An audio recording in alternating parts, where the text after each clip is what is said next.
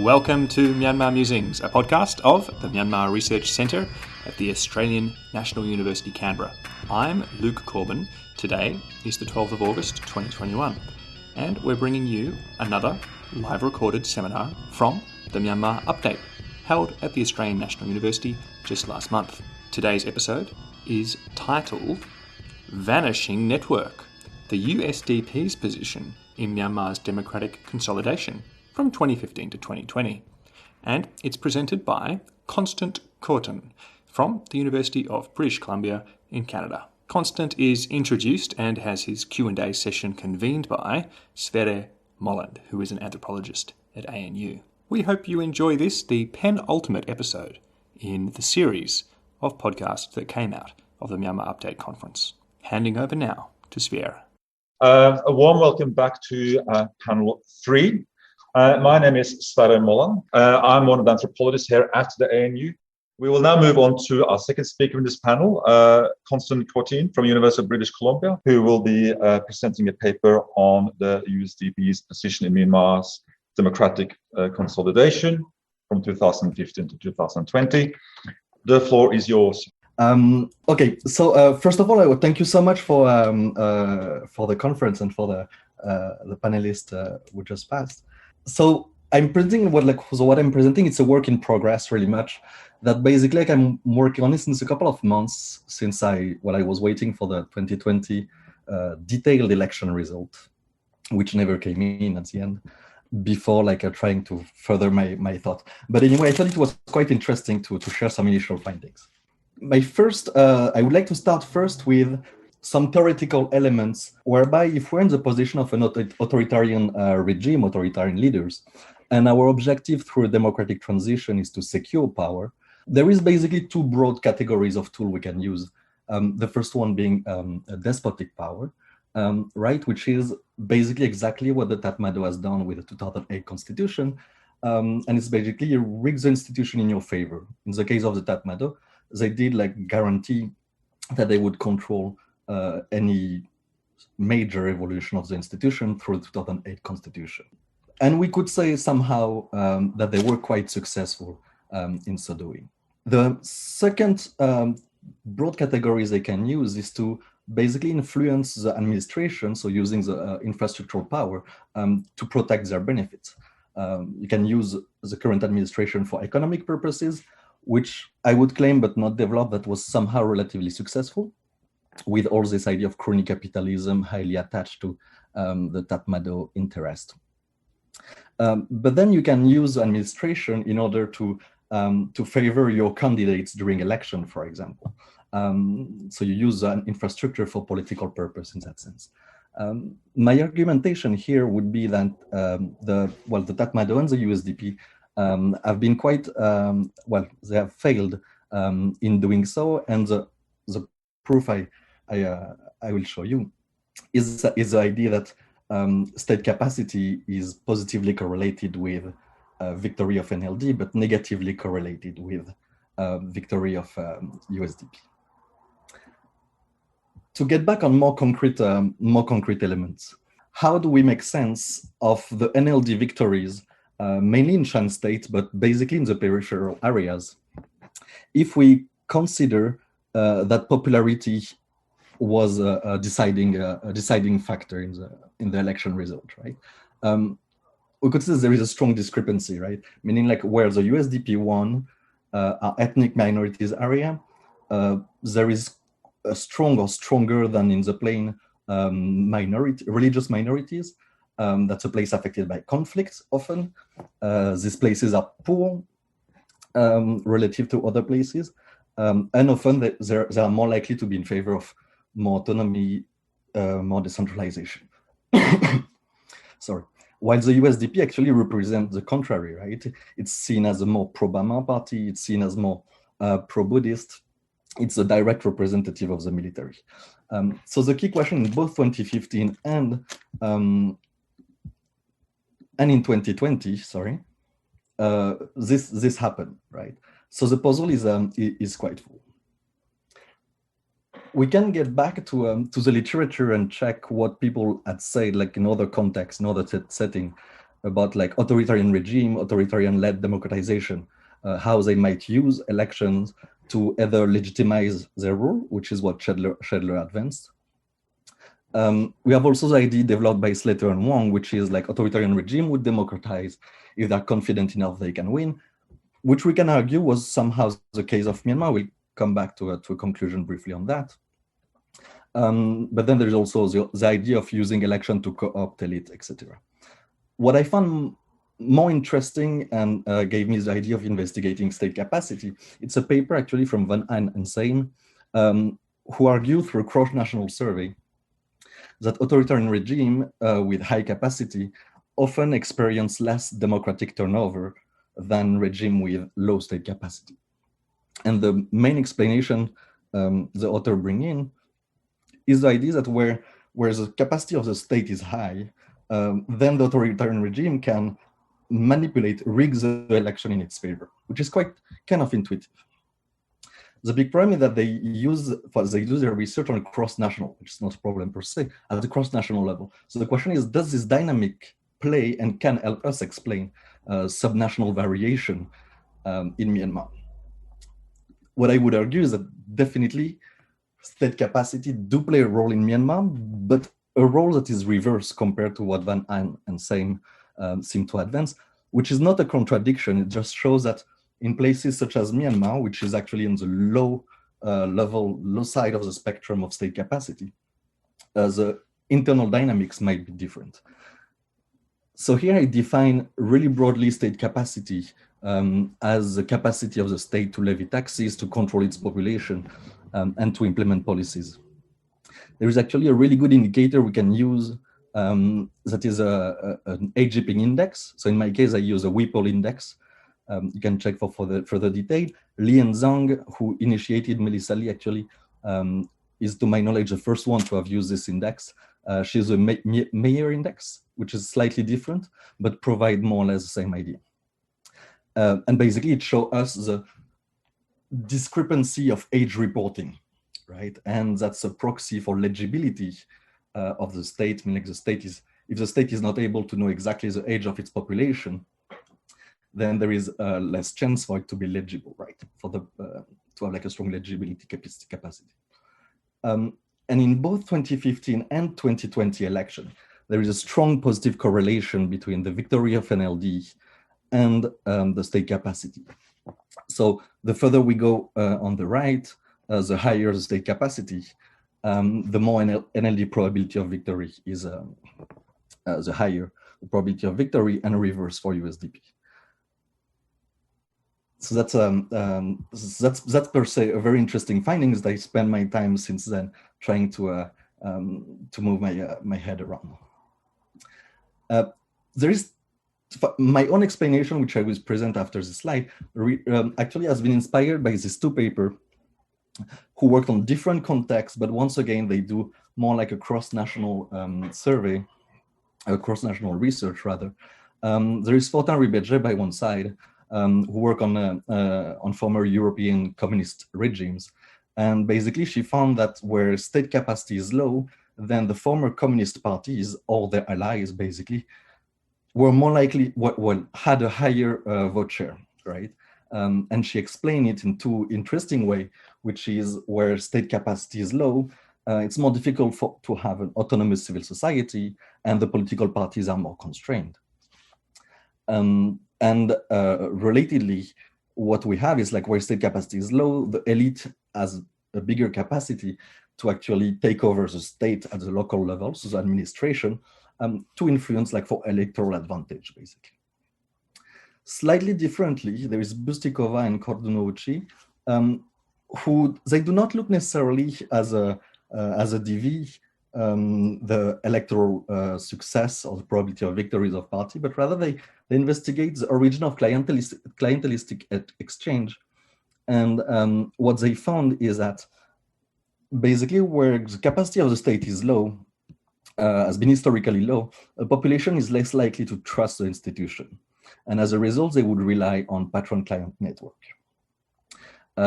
Conversely, we can say that where state capacity is high, then they know that their administration is capable of providing public goods, and that make programmatic parties more credible in their eyes, and so their vote share, their probability of victory increase. With this inspiration from these two papers, I tried to get my head around what might have happened in Myanmar, what might explain the USDP victory in these really strange places. And the kind of model I'm trying to build is looking at the state capacity, so influence on the local administration, on its reputation, its competency, how the citizenry sees it, which in turn influence the credibility of NLD, and which likely actually diminish basically higher reputation of the administration, likely diminish the reliance on patron-client relationship, right? And all that at the end of the day affect the probability of victory of one party over another. There is some initial qualitative evidence we can bring, but I will focus here, like I'm at the stage still to work my head around quantitative evidence still. But intuitively, there is, we kind of, for any person knowledgeable with Myanmar, know that in ethnic areas, peripheral areas, where state capacity is lower, there is less trust in local administration due to an history of neglect, of abuse, and this has been like widely reported.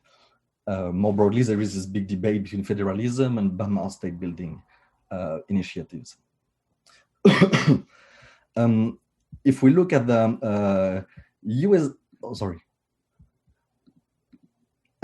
if we look at the USDP organization and structure, basically, it's kind of interesting. Well, first of all, to remember that it emerged and it based itself on the USDA, but that it took from USDA all the negative, meaning like a bad reputation, it's highly unpopular, but also a strong organizational structure, and also some few, but some local strongmen who were convinced with the idea of USDP and USDA, pro-military supporters, and so on, while the majority of the local USDA and USDP people were more often than not opportunistic individuals and businessmen.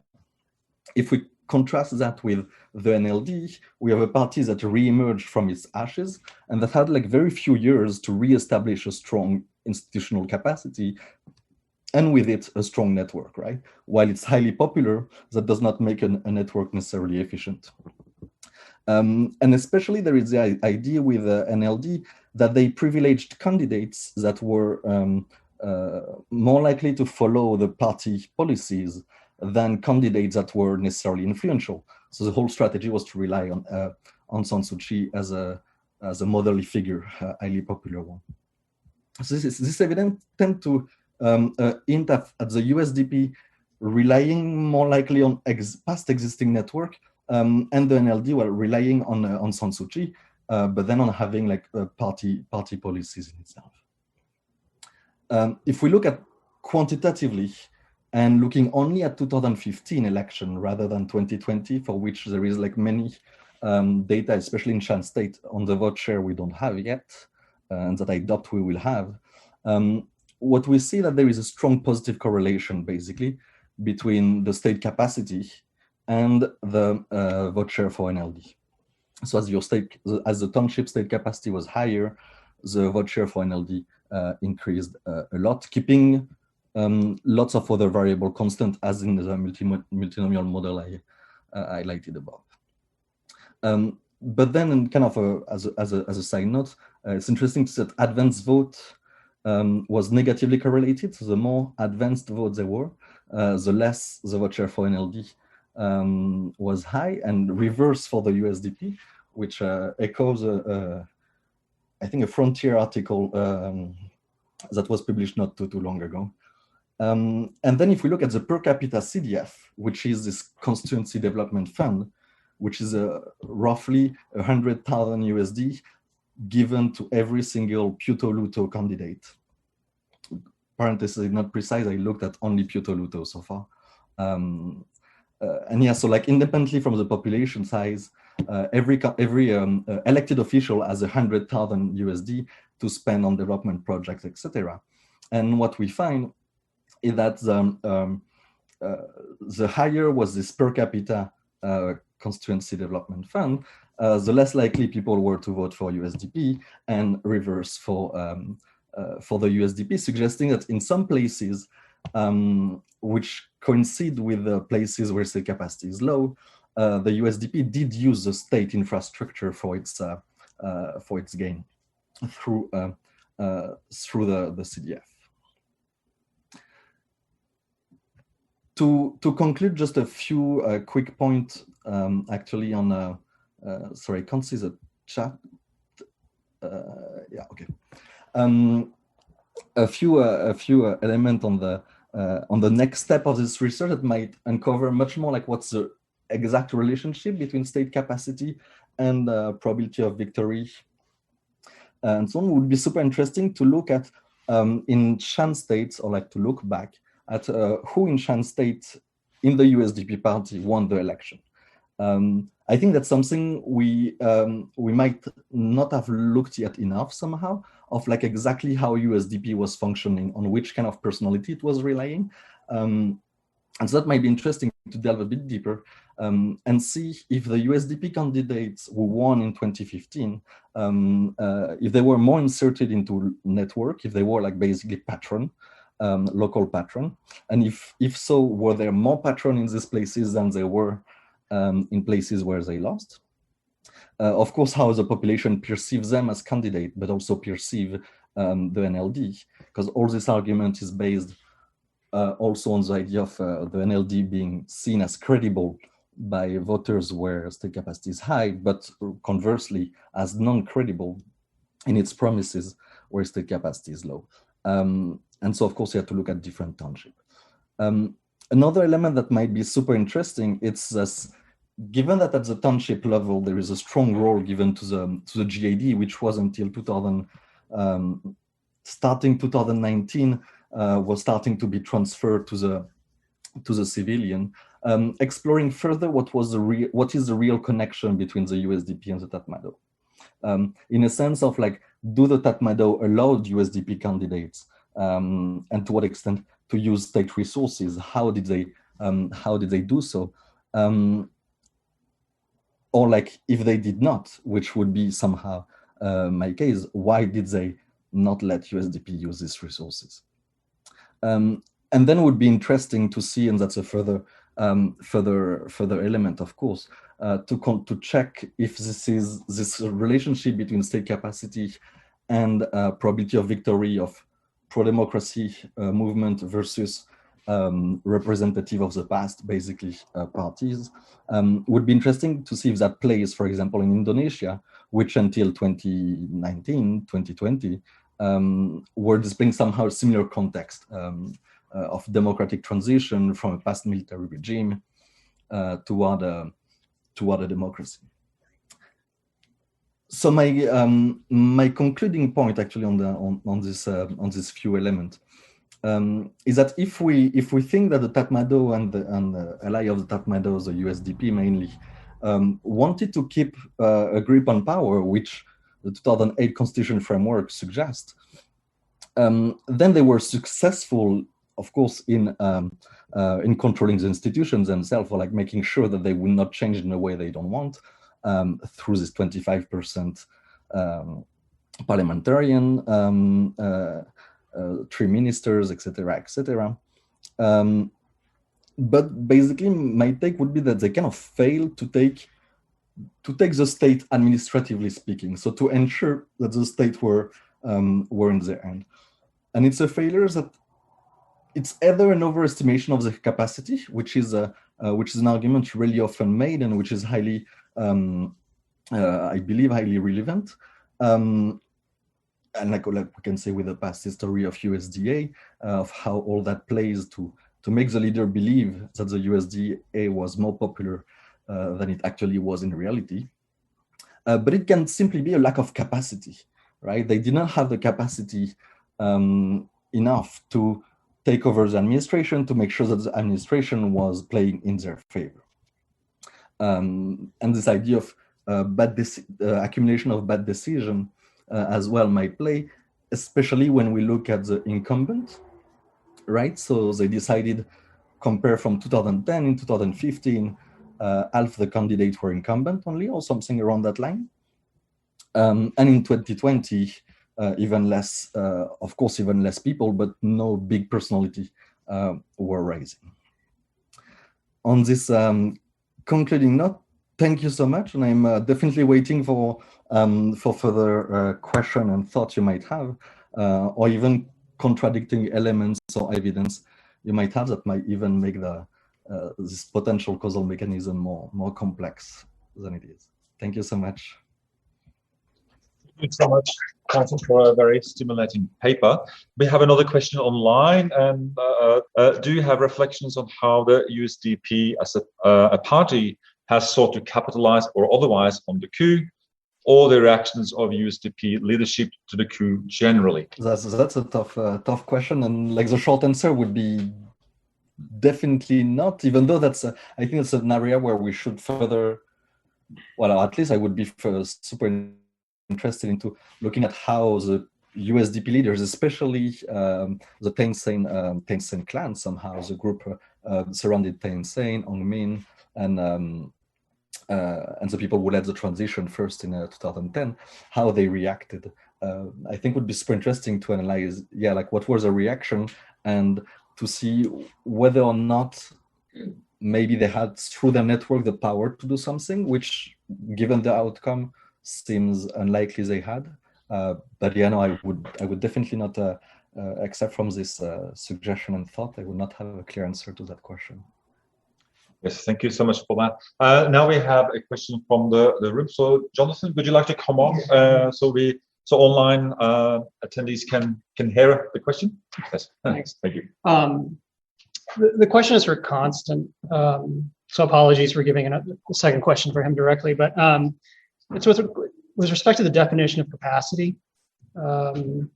When you're talking about capacity, are you defining it in terms of services versus infrastructure? And the reason I'm asking is, if the concern is of voters is about, to what extent that services, like public health services, these kinds of things are being met, it becomes more about capacity of the state than it is about capacity of political parties. And the implication is that in a developing country, everyone knows state capacity is pretty weak, and the voters aren't going to really care then about that kind of capacity. They're going to be looking more about, well, what are the promises being offered by the parties and the rhetoric, right? So I'm just curious as to how you're clarifying that kind of a definition. So thanks. Yeah, thanks for the question. And a big clarification. So like the idea of capacity I use is really much the capacity of the state administration itself at the local level, right? So we know that by assumption, especially in contexts as Myanmar, this capacity are rather low, but there is still a strong variation from township to township. There's some township, especially in the central areas, around Yangon and so on, whereby the administration, in that sense, is highly capable of implementing policies. Meaning that if Nepido decide on increasing whatever health-related thing and so on, then that administratively it can follow, or it will follow better than in other places, such as in Shan State, for example. And so my idea really to focus on the capacity of the state itself and to play a bit with this with variation. And even more precisely, the measure I use, it's really much a measure of legibility in itself, like the capacity of the state to count people. So like the census was definitely about counting people, to know what's there. With the idea that if the state know exactly who lives on its township, basically like the age group, gender and so on, then it can tailor, like it knows better the need of its population, it can tailor better policies to the need, or the administration is more able to implement in relevance. So that's a clarification. Thanks. Thank you so much. Any further questions? So this is again for Constant. How USDP raised the fund and in which way? I don't know if you would be able to comment on that, Constant.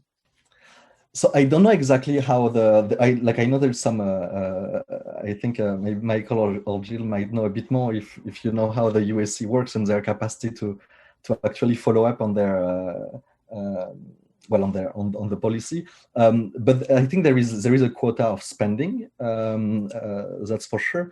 But there is a lot of cases where definitely it's not recorded. And you have, I think it's in Kaya, for example, you have a case that has been followed by Frontier, the newspaper, on how the candidate basically was in 2015. It was basically organizing a football tournament or something like this, while in 2020 it scaled up the kind of like vote buying by buying an ambulance to the community. And so on. So that's how I assume they fund candidates fund themselves. Please join me in thanking the panel for some very engaging and exciting papers. Thank you.